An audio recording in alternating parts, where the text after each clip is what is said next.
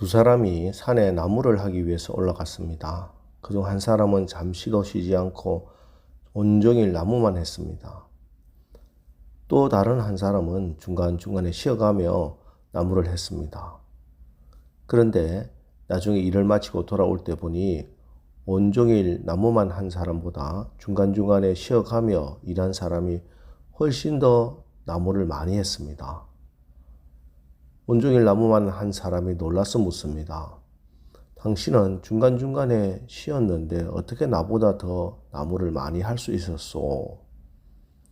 그러니까 쉬어가며 일한 사람이 나는 쉬는 시간에 도끼 날을 갈았습니다. 그렇습니다. 비결은 날카로운 도끼 날에 있었습니다. 중간중간에 도끼 날이 무뎌지지 않도록 쉬는 시간마다 열심히 도끼 날을 갈았기 때문에 그는 힘을 들이지 않고 훨씬 더 많은 나무를 할 수 있었던 것입니다. 우리가 신앙생활을 하고 세상을 살아가는 것도 마찬가지입니다. 우리가 무슨 일을 하든지 열심히 살고 열심히 하는 것 중요합니다. 그러나 우리 믿는 자들에게는 더 중요한 것이 바로 기도하는 것입니다. 우리가 기도하는 것은 나무꾼이 도끼날을 가는 것과 같습니다. 세상에 믿지 않는 사람 또 교회는 다니지만 기도의 능력을 경험해 보지 못한 사람들은 기도할 그 시간에 1시간이라도 더 일하지 왜 시간 낭비를 하면서 그렇게 쭈그리고 앉아서 기도하고 있느냐 하고 묻습니다. 기도만큼 그렇게 허비하는 낭비는 그런 시간은 없다고 생각합니다. 하지만 하나님의 능력을 받아본 사람, 기도의 능력을 체험한 사람은 기도가 얼마나 강력하고 날카로운 도끼날 같은 것인지 우리는 잘 알고 있습니다. 다니엘은 10대 소년의 몸으로 바벨론의 포로로 잡혀왔습니다. 그리고 바벨론이 메대와 바사, 페르시아 연합군에 의해서 망합니다. 그리고 다시 페르시아 제국이 들었습니다. 이렇게 나라가 3번이나 바뀌고 그 가운데 왕들은 또 얼마나 많이 바뀌었는지 모릅니다. 그런데 나라가 바뀌고 왕들이 막 바뀌는데 그 나라들의 총리는 다 다니엘입니다. 10대 청소년 때부터 80대 노인이 되어서까지 늘 가장 귀하게 쓰임을 받았습니다. 그 비결은 바로 하나님 앞에 간절하게 기도했던 기도의 도끼날이 있었기 때문이었습니다. 10대 혈기왕성한 청소년 때부터 친구들과 함께 기도하면서 뜻을 정하고 왕의 음식을 거부하고 풀무불 앞에서도 사자굴이 놓여져 있다 해도 다니엘 6장 10절 다니엘이 이 조서에 왕의 도장이 찍힌 것을 알고도 자기 집에 돌아가서는 윗방에 올라가 예루살렘으로 향한 창문을 열고 전에 하던 대로 하루 3번씩 무릎을 꿇고 기도하며 그의 하나님께 감사하였더라. 기도를 포기하지 않았습니다. 목숨보다 기도를 소중히 여겼습니다. 우리도 마찬가지입니다. 우리가 다른 모든 것은 포기할 수 있습니다. 다른 것은 포기해도 됩니다. 그러나 기도는 포기하면 안 됩니다. 기도를 포기하지 마십시오. 기도하면 됩니다. 기도하면 우리의 인생의 도끼날이 날카로워지고 우리가 나무를 찍는 족족 어떤 거목이라도 단번에 다 넘어지고 마는 줄 믿으시기 바랍니다. 오늘 본문도 다니엘의 기도의 모습을 보여주고 있습니다. 1절 바사왕 고레스 제3년에 한 일이 벨드사살이라 이름한 다니엘에게 나타났는데 그 일이 참되니 곧 큰 전쟁에 관한 것이라. 다니엘이 그 일을 분명히 알았고 그 환상을 깨달으니라.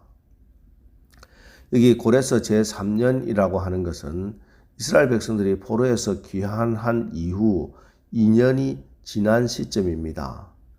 70년 포로기가 끝나고 고레스 원년에 하나님께서 고레스를 감동시켜서 고레스가 칙령을 내립니다. 바벨론 시절에 포로로 잡혀왔던 이들에게 예루살렘으로 돌아가도 좋다 하는 것입니다. 그래서 1차로 많은 사람들이 예루살렘으로 돌아가서 성전을 재건하고 믿음을 새롭게 하겠다 하는 결단과 믿음 가지고 고국으로 돌아왔습니다. 하지만 벌써 80이 훨씬 넘은 노인 다니엘은 고국으로 돌아가지는 못했습니다. 그 연세에 그런 무리한 여행은 불가능했던 것 같습니다. 자, 그러나 그의 몸은 비록 늙고 노쇠해지고 또 그의 몸은 비록 예루살렘으로 돌아가지는 못했어도 다니엘이 포기하지 않고 여전히 변함없이 더욱더 간절히 한 일이 있습니다. 2절, 3절입니다. 그때 나 다니엘이 새 이래 동안을 슬퍼하며 새 이래가 차기까지 좋은 떡을 먹지 아니하며 고기와 포도주를 입에 대지 아니하며 또 기름을 바르지 아니하니라. 80대 노인의 몸으로 이방 땅에서 다니엘이 한 일은 바로 나라와 민족을 위해 그리고 이제 고국으로 돌아가서 성전을 재건할 후손들을 위해 중보하며 기도하는 것이었습니다. 새 일에 즉 21일 동안 금식 기도를 했습니다. 오늘 이 새벽에도 우리 권사님들 나오셔서 기도하시는데 나라와 민족을 위해서 또 여러분의 가족들, 특별히 자녀들과 손주들 위해서 기도하시는데 이 새벽 기도 자리가 다니엘의 기도 자리가 되기를 축원합니다. 그리고 다니엘이 받았던 그 기도 응답 받으시기를 축원합니다. 여기 오늘 다니엘이 기도하면서 받은 기도의 비밀이 있습니다. 12절 그가 내게 이르되 다니엘아 두려워하지 말라. 네가 깨달으려 하여 내 하나님 앞에 스스로 겸비하게 하기로 결심하던 첫날부터 내 말이 응답받았으므로 내가 내 말로 말미암아 왔느니라. 다니엘이 기도하기로 결심했을 때 기도하기 시작한 첫날부터 그 기도가 응답되었다 하고 말씀하고 있습니다. 오늘 우리가 드리는 기도도 마찬가지입니다. 우리가 입을 열고 기도하기 시작한 그 첫날부터 사실은 하나님이 기도의 응답을 미리 준비하시고 기도하게 하시고 그래서 하나님께서 가장 선하고 귀하고 아름다운 방법으로 우리에게 기도에 응답하시는 줄 믿으시기 바랍니다. 그러므로 사탄은 기도 시작 자체를 못하도록 방해합니다. 우리가 기도하는 자리에 나오는 것 방해하고 기도의 자리에 앉아서도 입을 열지 못하도록 방해하고 기도에 집중하지 못하도록 기도의 줄이 잡히지 않도록 방해하고 어쨌든 기도하지 못하도록 방해합니다.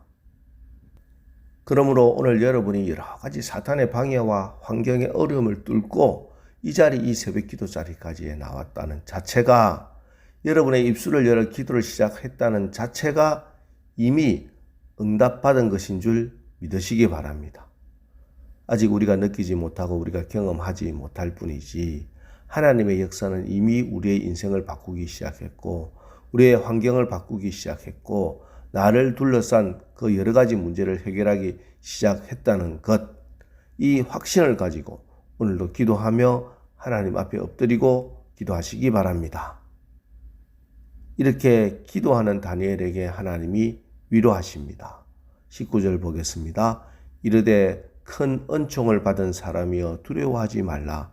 평안하라 강건하라 강건하라. 그가 이같이 내게 말하매 내가 곧 힘이 나서 이르되 내 주께서 나를 강건하게 하셨사오니 말씀하옵소서. 오늘 새벽에 나와서 기도하는 여러분에게 동일한 하나님의 위로하시는 은혜가 임하기를 축복합니다.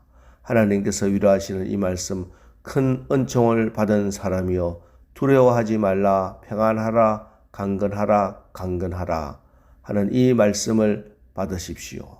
그리고 다니엘이 곧 힘이 났던 것처럼 하나님이 주시는 그 새 힘으로 오늘 하루도 승리하시기를 주님의 이름으로 축원합니다. 기도하겠습니다. 하나님, 오늘 다니엘의 기도하는 말씀을 통해서 우리가 우리의 힘으로 살려는 것은 날이 무딘 도끼로 나무를 찍는 것 같이 힘든 인생이지만 우리가 기도하여 하나님이 살아주시면 날이 선 예리한 도끼로 거목도 다 쓰러뜨리는 승리하는 삶을 사는 능력이요 비결임을 깨닫습니다. 비록 우리가 어떤 다른 것은 할 수 없지만 기도만큼은 포기하지 말고 기도로 승리하게 하옵소서. 특별히 80대 노구를 이끌고 다니엘이 후배들 후손들을 위해서 기도하는 본을 보여주고 있사오니 오늘 이 새벽 기도 시간이 이 다니엘의 새 일의 기도가 되어 기도를 시작하는 이 시간부터 이미 응답받은 줄 믿고 그 응답받아 하나님이 주신 새 힘으로 오늘 하루도 승리하며 살아가게 하옵소서. 예수님의 이름으로 기도합니다. 아멘. 자, 이제 주신 말씀 붙들고 주여 오늘 하루도 우리가 기도할 때 하나님이 이미 준비하신 기도의 응답을 받아 하나님의 영광을 드러내고 살게 하옵소서. 우리 합심해서 기도하고 나가겠습니다. 우리 기도하겠습니다.